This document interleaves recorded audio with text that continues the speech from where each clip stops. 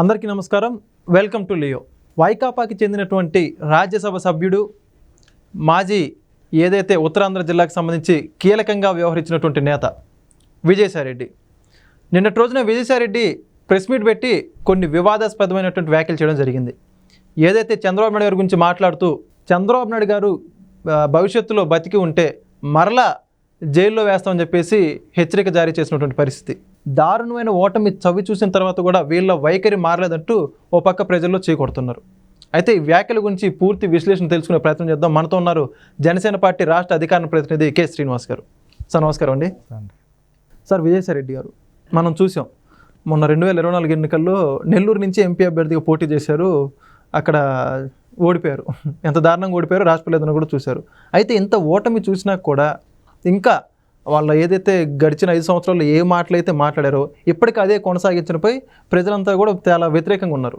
ఏంటంటారు ఇప్పుడు అలా మాట్లాడడం? విజయసాయిరెడ్డి అనే కంటే కూడా వైజాగ్ సాయిరెడ్డి అంటే బాగుంటుంది. వైజాగ్ సాయిరెడ్డి అంటే ఎందుకంటారా, ఇంకా వైజాగ్ మీద భూబకాసులలో వాలిపోయాడు. అతను కానీ అతని కుటుంబ సభ్యులు కానీ, సొంత కూతురు కావచ్చు, వారు అల్లుడికి సంబంధించినట్టు వారు కావచ్చు, అరబిందో కంపెనీలకు సంబంధించి మొత్తం ఒక గెద్దల్లా వాలిపోయారు ఉత్తరాంధ్ర మీద. సహజంగా ఉత్తరాంధ్ర ప్రజలు కొంచెం మెతక వైఖరితో ఉంటారు. వారి పనులు వాళ్ళు చేసుకుంటే కొంచెం సౌమ్యులుగా ఉంటారు. వాళ్ళు వీళ్ళ కుట్రల అర్థమయ్యేటప్పటికీ వాళ్ళకి సంబంధించిన ఆస్తులు కూడా పోయినాయి. ఇప్పుడు అయితే విజయసాయిరెడ్డి కామెంట్స్ ఈ 2 రోజులు బట్టి, ఒకటి మన చంద్రబాబు గారి వయసు మీద మాట్లాడడం, రెండవది ఇంకొకటి అంశం ఉంది, పవన్ కళ్యాణ్ గారిని మెచ్చుకుంటా కూడా ట్వీట్ చేశాడు. చాలా జాగ్రత్తగా గమనించాలి వీళ్ళని. ఎందుకంటే వీళ్ళకు ఉన్నటువంటిది పెద్ద సమస్య ఏంటంటే, ఇప్పుడు రాష్ట్రంలో ఉన్నటువంటి ఆ సమస్యల మీద ఈ సమస్యల మీద మాట్లాడడం, లేకపోతే కూటమి ప్రభుత్వం ఏమీ చేయట్లేదు, 6 నెలల్లో భద్రం అయిపోయింది, సూపర్ 6 ఫామ్లో ఫెయిల్ అయ్యారు అని ఇవన్నీ మాట్లాడడం కంటే ముఖ్యం ఏంటంటే, ఏదో రకంగా చంద్రబాబు గారికి పవన్ కళ్యాణ్ గారి మధ్య చిచ్చు పెట్టాలి. ఎందుకంటే చాలా బలమైనటువంటి బంధంగా వీళ్ళు వెళ్తున్నారు. ఎవరి డిపార్ట్మెంట్స్ వాళ్ళు చేసుకుంటున్నారు. అదేవిధంగా చంద్రబాబు గారు చేసేటువంటి ముఖ్యమైన పనులన్నిటికీ కూడా పవన్ కళ్యాణ్ గారు మద్దతు నిలబడి ఉండడం, అంటే రాష్ట్రాన్ని తిరిగి గాడికి పెట్టే పరిస్థితుల్లో వీళ్ళిద్దరూ కృష్ణా జిల్లాలో పనిచేస్తుంటే అది తట్టుకోలేని పరిస్థితుల్లో ఏదో రకంగా చిచ్చు పెట్టాలి. చిచ్చు పెట్టాలంటే ఎవరినో ఒకళ్ళు మెచ్చుకోవాలి. ఏదో సినిమాలో ఉంటా చూసారా, పరిగెత్తుకుంటూ వచ్చి చెవిలో ఏదో చెప్పి వెళ్ళిపోతాడు. ఇంతకు ఏం చెప్పడం, అవతలకి అనుమానం ఏదో చెప్పాడు చెవిలో అని. అంతే. వీళ్ళంతా ఏంటంటే కుట్రల్లో ఎలక్షన్స్ ముందు నుంచి మొదలుపెట్టారు. ఇప్పుడు ఖచ్చితంగా వీళ్ళు ముగ్గురు కలవకూడదు అనేటువంటి కుట్రలు చేశారు. కానీ కుదరలా. కలిసి పోటీ చేసే దాంతో వాళ్ళకి ఘోర పరాజయం వచ్చింది. ఇప్పుడు అధికారంలో ఉన్న వెంటనే ఏదో రకంగా కుట్రలు చేసి వీళ్ళని విడగొట్టాలి. విడగొట్టాలంటే చంద్రబాబు గారు వయసు గురించి ఒకటి మాట్లాడుతూ ఉండాలి, అదేవిధంగా పవన్ కళ్యాణ్ గారిని మెచ్చుకుంటూ ఉండాలి. ఓకే. అంబటి రాంబాబు ట్వీట్ కూడా చూసారా, ఆఖరికి సినిమాల గురించి కూడా అతను ట్వీట్ చేసే పరిస్థితి దిగజారిపోయాడు. నేను ఏమంటానంటే, వీళ్ళు ఎన్ని కుతంత్రాలు చేసినా, విజయసాయిరెడ్డి గారు ఎన్ని కుప్పిగంతులు వేసినా వీళ్ళ మధ్యన చిచ్చు పెట్టడం లేకపోతే ఇంకోటి చేసే సాధ్యం కాదు. ఎందుకంటే విజయసాయిరెడ్డి అన్న వ్యక్తి ఒకప్పుడు రాజశేఖర రెడ్డి గారికి కేవీపీ గారి ఆత్మ అనేవారు. ఇప్పుడు జగన్మోహన్ రెడ్డి గారికి ఆత్మ విజయసాయిరెడ్డి.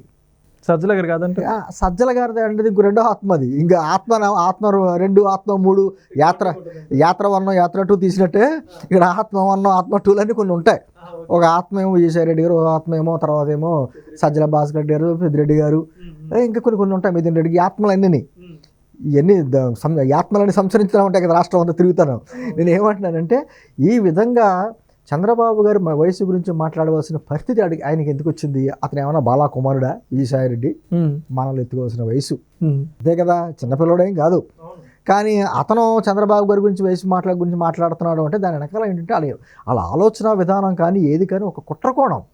ప్రతి వాళ్ళ మాట్లాడే మాట ఏమైనా కావచ్చు, అలా చేసే కార్యక్రమం కావచ్చు, ఏదైనా కావచ్చు, దాని వెనకాల ఒక బృహత్తమైన ప్రణాళిక ఉంటుంది, కుట్ర ఉంటుంది దాంట్లో. ఓకే. ఆ కుట్రల్లో భాగంగానే ఈ మధ్యకాలంలో 2 రోజుల మధ్య వేస్తున్నటువంటి ట్వీట్స్.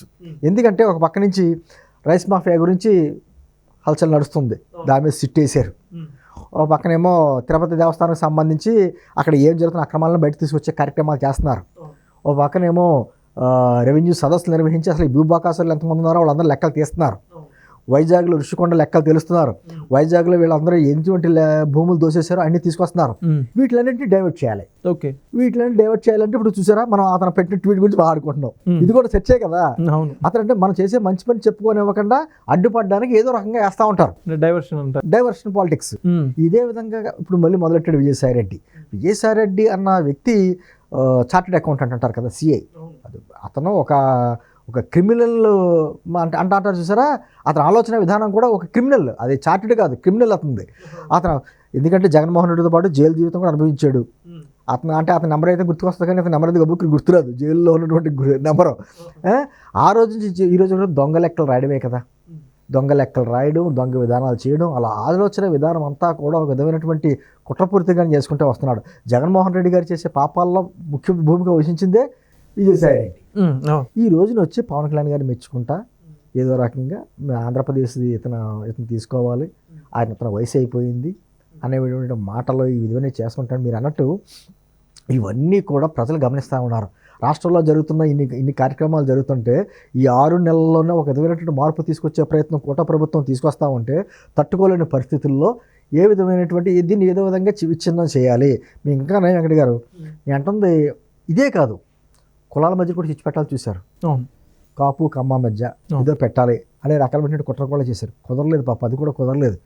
ఎందుకంటే జనరేషన్ చేంజ్ అయింది. గత జనరేషన్ కాదు, ఇప్పుడున్న జనరేషన్ అంతా ఆలోచిస్తుంది, ఏం జరుగుతుంది అనేది కూడా ఆలోచిస్తుంది. అదేవిధంగా ఈ రోజున చంద్రబాబు గారు కావచ్చు, పవన్ కళ్యాణ్ గారు కావచ్చు, లేకపోతే లోకేష్ గారు కావచ్చు, నిత్యం వాళ్ళని మీరు జాగ్రత్తగా గమనించండి. ఇటువంటి తాటాకు చప్పుళ్ళు పట్టించుకోకుండా వాళ్ళ రాష్ట్రాన్ని ఎలా గాడిలో పెట్టాలి, వాళ్ళ కార్యక్రమాలు చేసుకుంటూ వెళ్ళాలి. నిన్న బ్లాక్ టెక్నాలజీ ఆయన గురించి మాట్లాడుతుంటే, ఐటీ ఇండస్ట్రీ గురించి మాట్లాడుతుంటే అసలు ఆ వయసులో ఆ వ్యక్తులు ఇంత టెక్నాలజీని అందిపుచ్చుకుని ఏ విధంగా మాట్లాడుతున్నారు అనేటువంటిది ఆశ్చర్యపోవాల్సిన పరిస్థితి. అదేవిధంగా చంద్రబాబు గారు ఈ వయసులో కూడా మన వరదలు వచ్చినప్పుడు ఏ విధంగా ఆయన వరద నీటిలో దిగి పనిచేసాడో అందరికీ తెలిసిందే. ఎందుకంటే అతను నిత్య శ్రామికుడు. చంద్రబాబు గారు అనే వ్యక్తి నిత్య శ్రామికుడు. ఏదో రకంగా భవిష్యత్ తరాలకు ఏమందిద్దాం, ఈ రోజు కాదు, ఈ రోజు ఏదో పలావ్ పెట్టేసేటువంటి బిర్యానీ పెట్టేసి కడుపు నింపేసేటువంటి ఆలోచన అతనికి ఉండదు. భవిష్యత్తులో అందరూ సుఖంగా ఉండాలనే ఆలోచన ఈ రోజు నుంచి ఆయన వేసుకుంటూ వస్తూ ఉంటాడు. దాంట్లో భాగంగానే కార్యక్రమాలు జరుగుతున్నాయి. ఈ రోజున రాష్ట్రంలో ఉన్నటువంటి అన్ని రకాల కార్యక్రమాలు ఏంటంటే పరిశ్రమలు ఇటువైపు చూస్తున్నాయి. ఒక పక్కనే అంటే 2 రకాలుగా, ఒక పక్కన అభివృద్ధి చేసుకుంటూ వెళ్తున్నారు, ఒక పక్కన సంక్షేమం దృష్టిలో పెట్టారు. అన్ని రకాలుగా ఎవరికి పెన్షన్స్ ఇవ్వాలో అన్ని డేట్ ఫస్ట్ తారీఖున వేస్తున్నారు, ఉద్యోగాలకు జీతాలు వేస్తున్నారు. ఇన్ని జరుగుతుంటే ఒక పక్కనే దాంతోపాటు కొరడా కూడా తీసుకున్నారు. వాళ్ళు ఏదో అంటారు కదా, వాళ్ళ భాషలో రెడ్ బుక్ అని భయపడతా ఉంటారు కదా, అది కూడా చూపిస్తున్నారు. ఎవరైతే సమాజంలో తిరగడానికి అనర్హులు ఉన్నారో వాళ్ళందరినీ ఎక్కడ ఉంచాలో అక్కడ ఉంచాలి. ఆ కార్యక్రమం జరుగుతుంది. దాంతో నిన్న కూడా చూసారా, మళ్ళీ దళితుల మధ్యన దళితులకి వీళ్ళకి పెట్టాలనే ఉద్దేశంతో దళితుల మీద కక్షతోరణ చర్యలతో ఏదో చేస్తున్నారనేటువంటి పెద్ద ఐటమ్స్ వాళ్ళు పేపర్లో రాసుకుంటూ వస్తున్నారు. వాళ్ళందరూ వాళ్ళు వేసిన ఫోటోలు మంచి శుద్ధపూసలు, మామూలుగా కాదు, ఒక్కొక్కరికి ఒక చరిత్ర ఉంది. మళ్ళీ వాళ్ళకి కులాలు లేకపోతే మతాలు ఏదో రకంగా ఈ ప్రభుత్వాన్ని అలర చేయాలి. మొదటి నుంచి మీకు తెలియదే ఉంది. ఈ ప్రభుత్వం వచ్చిన 4 రోజుల్లోనే ఢిల్లీలో ధర్నా చేశాడు. ఏదో రాష్ట్రంలో ఏదో జరిగిపోతుందా, జరిగిపోతుంది. సరే నీ దగ్గర లెక్కలు ఉంటే చూపించరా బాబు అంటే వాళ్ళ దగ్గర లెక్కలు చూపించడం. అంటే బురద జల్లేయడానికి మాత్రం అలా రెడీగా ఉంటారు. నేను అంటే ఏదైనా సరే చంద్రబాబు గారిని విమర్శిస్తా, పవన్ కళ్యాణ్ గారిని పొగుడుతా, ఎటువంటి కుప్పిగంతులు వేసినా కూడా, వీళ్ళ మధ్యన చిచ్చు పెట్టే ప్రయత్నాలు ఎన్ని చేసినా కూడా అవేవి ఇక్కడ సాగవు. ఖచ్చితంగా విజయసాయిరెడ్డి గారితో సహా వాళ్ళు వైజాగ్లో ఏ భూదందాలు చేశారో, వాళ్ళ కూతురుతో ఏ కార్యక్రమాలు చేయించారో, లేకపోతే వాళ్ళకి సంబంధించినటువంటి సంస్థలు ఎన్ని రకాలుగా ఫార్మా కంపెనీ అదే అని చెప్పి ల్యాండ్స్ అన్ని దోసేసిందో అన్ని లెక్కలో తీస్తుంది కూటమి ప్రభుత్వం. మీరు ఎన్ని మెచ్చుకున్నా, ఎన్ని రకాలుగా క్రీమ్ బిస్కెట్లు అంటారు చూసారా, ఎన్ని బిస్కెట్లు వేసినా మీకు ఖచ్చితంగా కటకటాలకు వచ్చింది ఆ చెప్పకూడదు తింటాం ఖాయం.